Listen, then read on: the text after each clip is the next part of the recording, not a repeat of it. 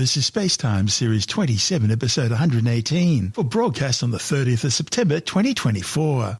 Coming up on SpaceTime, a new study suggests dark matter may be experiencing forces beyond gravity, a rare naked-eye comet visible from Earth right now, and could humans be walking on the red planet Mars in just 4 years' time? All that and more coming up on SpaceTime. Welcome to Space Time with Stuart Gary.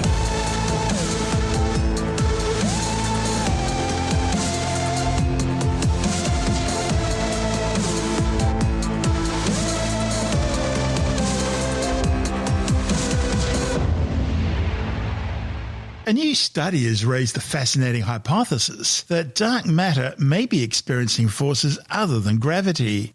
Dark matter is a mysterious invisible substance that makes up some 85% of all the matter in the universe. But the problem is, scientists have absolutely no idea what it is. And that's frustrating because it means that everything you know and see about the universe, from the trillions upon trillions of stars and planets, down to plants, cars, dogs, cats, houses and people, even subatomic particles like neutrinos and quarks, only make up about 15% of all there is in the universe. The vast majority is simply invisible. Even though scientists can't see dark matter, they know it exists because they can see its gravitational influence on normal matter. And that makes its existence one of the most perplexing problems facing the scientific community today. And so unravelling its nature has become one of the primary goals of modern physics.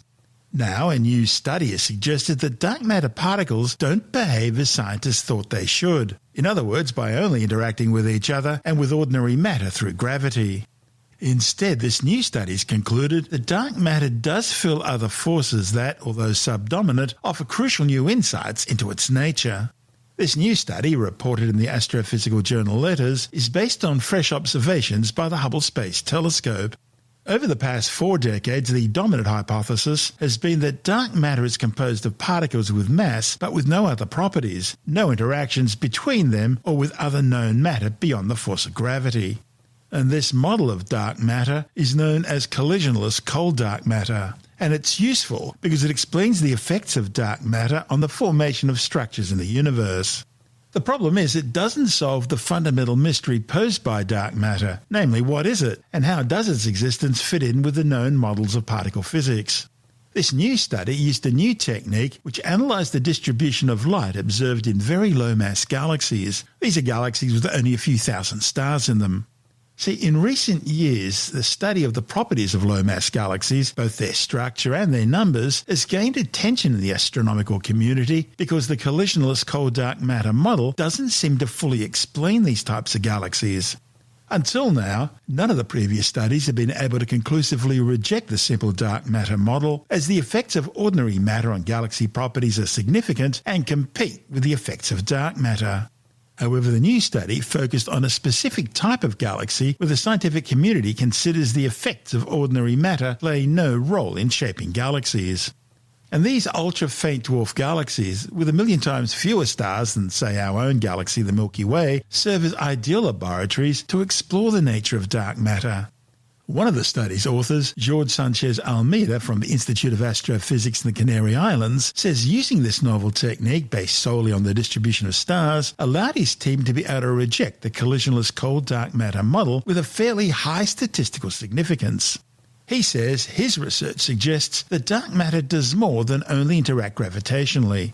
For example, if it were made of particles that would collide with each other like billiard balls. In the accepted collisionless dark matter model, one of these particles would pass through another without noticing it. To reach this conclusion, the authors discovered that the distribution of stars in these ultra-faint dwarf galaxies, instead of accumulating towards the centre, remain constant. Now, if this happens, it's because something has interacted with them to change their course, and that something is dark matter, which, contrary to previous beliefs, is itself responsible for the shape of the halos of these galaxies. One of the most fascinating aspects of this study is that all the galaxies studied have identical stellar distributions. It's as if these galaxies have forgotten their own evolutionary history. After all, they couldn't have all evolved exactly the same way. The authors say this must be hinting at something. It can only be well understood if dark matter has erased these galaxies past, indicating that its ultimate nature is far more complex than what scientists have previously thought. This is SpaceTime. Still to come, a rare naked-eye comet visible from Earth right now, and could humans be walking on the red planet Mars in as little as 4 years from now? We'll tell you about the US presidential candidate who wants it done. All that and more still to come on SpaceTime.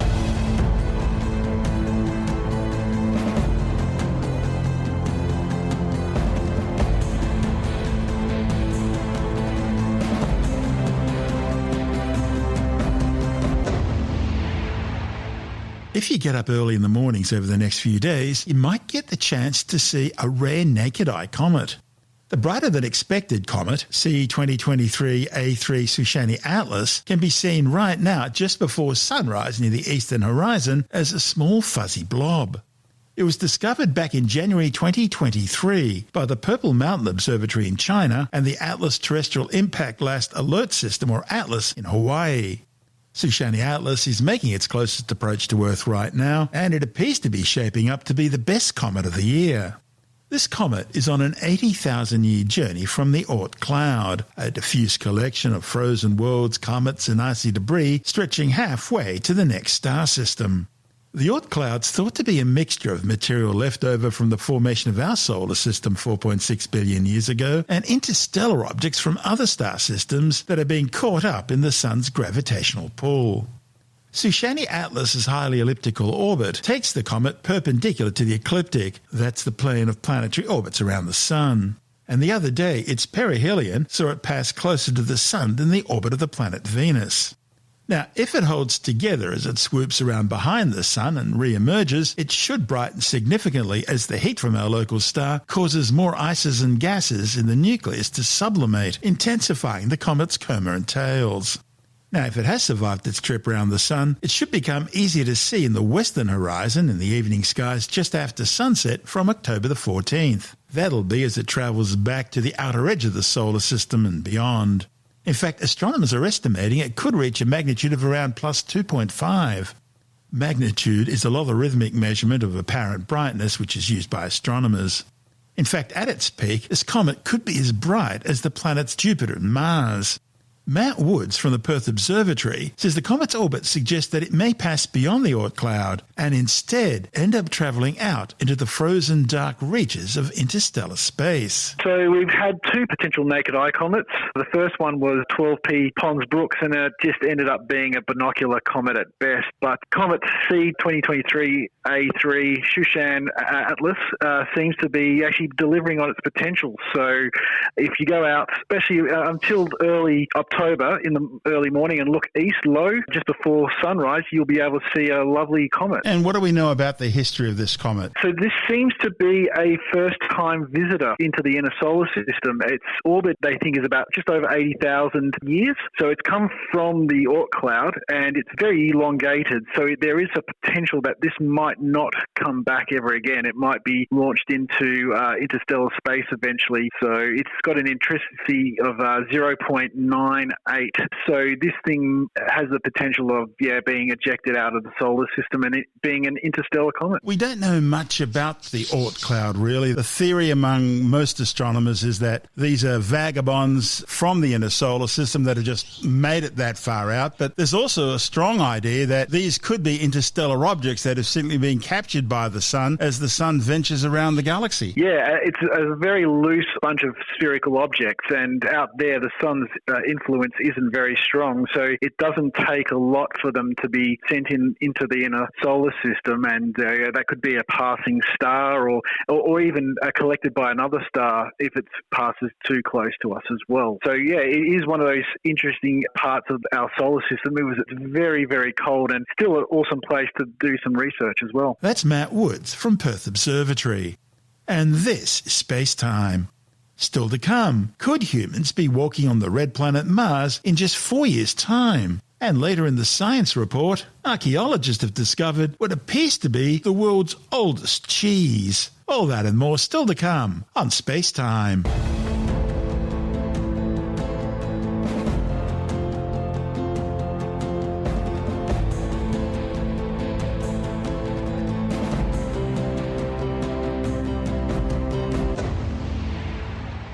Election time is funny, you know. Here in Australia, you know an election's about to be called because politicians start promising high-speed rail. Of course, they never deliver, but the promise is always there. And it's the same thing in the United States, but on a much grander scale. Former US President Donald Trump says he'd like to see humans walking on the red planet Mars by 2028. That's at least 8 years earlier than existing plans. The Republican presidential candidate has told a rally in Wilmington, North Carolina, that he'd be holding discussions with SpaceX boss Elon Musk about the possibility of Musk's new interplanetary colonial transport starships being ready in time for a manned mission to the red planet by the end of his second term, should he be elected in November. Trump's decision to put a date on a potential manned mission to Mars is hugely significant, given that he already changed US national policy in 2017 to once again make human space exploration a priority. That's why NASA's Artemis mission will be putting people back on the moon in the next few years. And it was the 45th President of the United States who also instigated a new military wing, the US Space Force. We will lead the world in space. Remember, I did Space Force. I did that. I rebuilt the military. I did a lot. But we have Space Force, first time in 79 years, since Air Force. First time, think of it, Space Force. And now we're leading in space over Russia and China. They were killing us when I took over, and now we're leading.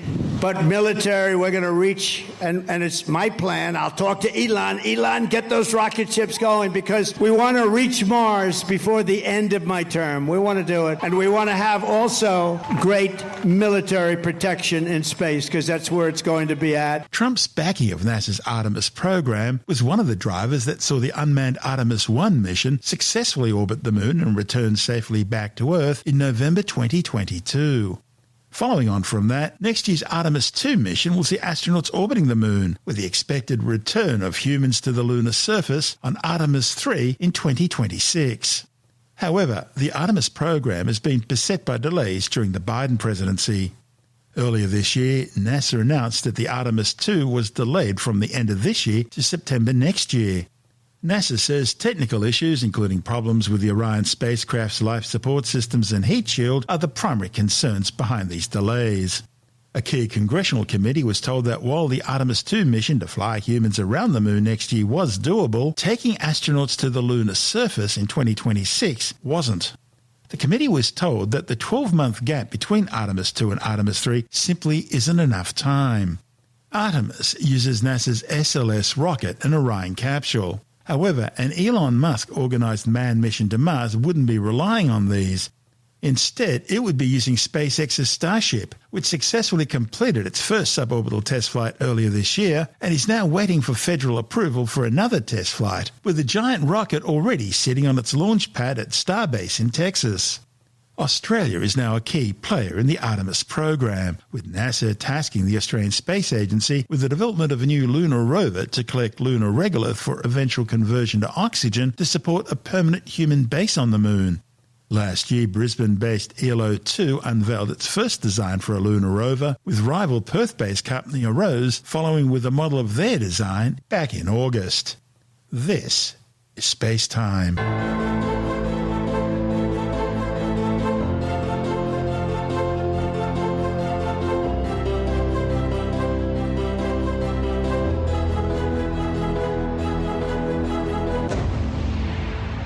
And time now to take a brief look at some of the other stories making news in science this week with the Science Report. A new study has found that children born to mothers who are either overweight or obese, both before and during their pregnancy, have an increased risk of neurological conditions like autism spectrum disorder and attention deficit hyperactivity disorder. The findings by scientists at the University of South Australia involved a systematic review of meta-analysis from more than 3.6 million mother-child pairs across 42 epidemiological studies. The authors found that children born to overweight and obese mothers had a 32% increased risk of ADHD and more than double the risk of autism. Maternal obesity has long been associated with a range of adverse perinatal conditions. These include preterm birth, low birth weight, stillbirth, and high birth weight. In Australia, 1 person in every 150 has some level of autism, and more than 8% of children aged 4 to 11 have been diagnosed with ADHD. Globally, 1 in 8 people are now living with obesity. There's more evidence today that global warming is causing an increase in the size, frequency and severity of forest fires. The new findings, reported in the journal Nature, are based on over a decade of satellite data from northern temperate and boreal forests, as well as across Australia. The data also shows that these wildfires may even be increasing land surface warming. In fact, scientists found a widespread warming 1 year after the fires, and they then used mathematical simulations to calculate that bigger fires increased warming on land in North America, eastern boreal Asia, and in Australia. They found that plants released less water and reflected less heat following fires. However, the increase in warming over land after fires was not seen in parts of Siberia and Eastern Europe. Now, that could be due to the nature of the forests there, which are mainly composed of deciduous broadleaf trees. The authors say that planting more broadleaf trees in fire-prone forests could potentially help curbing any post-fire warming. Archaeologists have discovered what could be the world's oldest cheese. The 3,600-year-old dairy product was found alongside the Tarim Basin mummies in northwestern China. Scientists extracted and analysed the DNA from these ancient cheese and found it contained both cow and goat DNA, as well as the DNA of microorganisms that are still used for cheese making today. A report in the journal Cell claims the microorganism DNA allowed scientists to track the evolution of the bugs used to make the cheese, finding that the ancient microbes in the sample were most closely related to strains found in Tibet. Have you ever noticed how the once popular fad of crop circles has pretty well died out of late? It would appear that the extraterrestrial visitors accused of creating these geometric patterns, usually found in wheat or other cereal crop fields, must have become bored with planet Earth and have left, looking for more interesting places. Or it could just be that the hoaxers who carried out these exercises have grown up, gotten jobs, maybe even got married, and moved on with their lives. But the stories of their great exploits, which usually followed a drink or three, continue, as Tim Mendham from Australian Skeptics explains. Crop circles started off as circles, like a straight circle where someone or some forces or whatever would go into a wheat crop or some sort of similar sort of crop and bend over or knock over the wheat stalks, swish them around, and it forms a flat circle in amongst this field of growing wheat or whatever. So people say, wow, that's amazing. Who could have done this? It must be aliens, which is a bit of a leap of faith. And these were going on, in the 70s, 80s, 1980s, for a long time. There are supposedly examples from way back where which is sort of interesting. Basically, there's a huge rush of these things. It became very popular to see these things. People would go out and have a look, and the farmers would get upset as all these tourists and paranormal hunters were trampling their crops. You could call them serial killers. The interesting thing is these fields often had tractor lines, and you can imagine someone walking down the tractor line and then doing their circle around the area, so they didn't have a clear exit and entrance path that they made themselves. These things happen a lot. But then they started getting more complicated, and not just circles, but suddenly they're getting sort of matrix sort of patterns, mandala sort of patterns, or even the chaos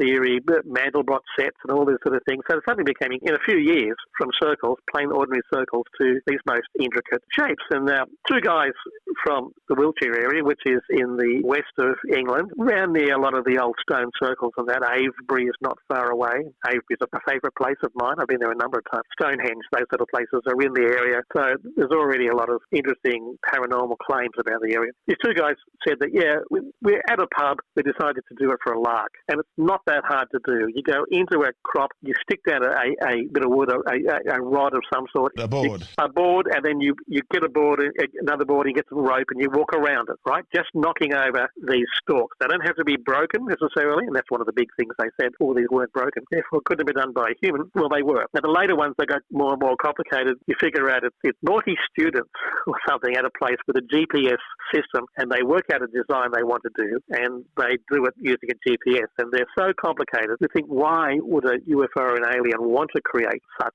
intricate patterns? And they're beautiful. So they look lovely. They're quite clever things to do. You get up close, and they're not quite as neat as they look from the air. And these things, you have to see them from the the air, really. So these days you get your drone out, you have a look at them from the air, so you're not quite as interfering with the farmer. Farmers cottoned onto this and they started charging people to go have a look at them, to walk through, until they then decided to actually harvest their crop and wiping out the circles. One of the interesting things is there was a case of a crop circle, always mainly in England, mainly in this part of England too, but not always. There have supposedly been crop circles in other places, including Australia and Europe, the US, etc. But the trend started in England. That one of these crop circles had a message carved into it saying, "We are not alone." And as a UFO researcher pointed out quite clearly, if it was done by a UFO, it would surely say, "You are not alone, not we." We is the message from the people who created the circle. So there's a slight logical problem there. There are supposedly examples from history way back showing these circles, etc. Not a lot. There's one carving, etching, lithograph, something like that, of a devil supposedly making a circle by reaping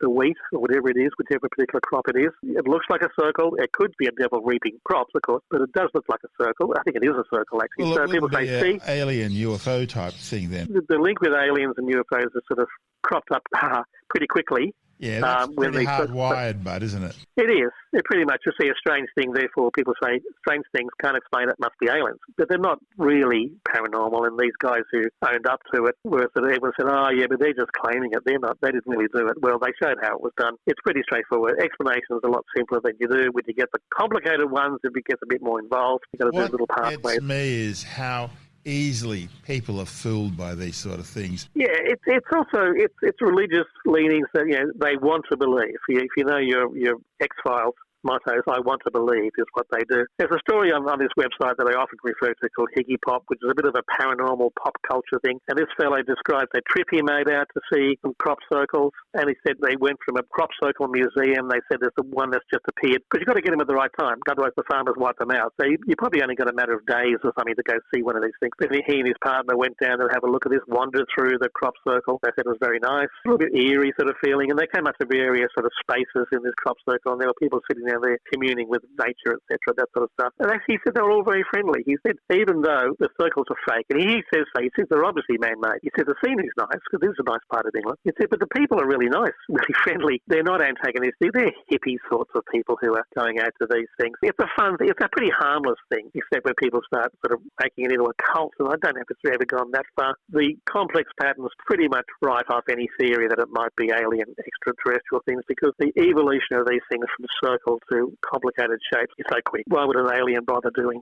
from a straight, ordinary circle to something really complicated and very hard to do? Well, there's nothing like travelling for 30 or 40 light years just to do circles in the ground and then go away again. They probably got bored. That's Tim Mendham from Australian Skeptics.